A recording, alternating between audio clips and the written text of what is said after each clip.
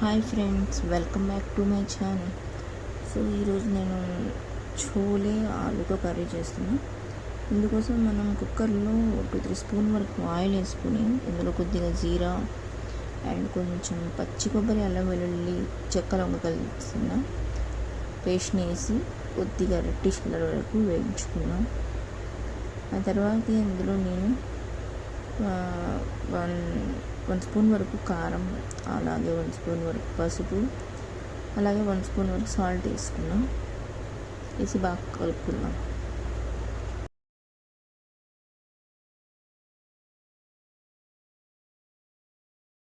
ఇందులోకి మనం ముందుగా కట్ చేసినటువంటి 2 పొటాటోస్, ఒక పెద్ద సైజు ఆనియన్, ఒక టమాటా అండ్ 2 పచ్చిమిర్చి, కొంచెం కరివేపాకు, కొత్తిమీర వేసుకొని ఒక 3-4 అవర్స్ వరకు నానబెట్టుకున్నటువంటి చోలేని కూడా, ఒక కప్పు చోలేని కూడా వేసి ఆ తర్వాత ఒక గ్లాస్ వరకు వాటర్ని యాడ్ చేసుకొని మనం కుక్కర్లో 4-5 విజిల్స్ వరకు ఉడికించుకుంటే సరిపోతుంది.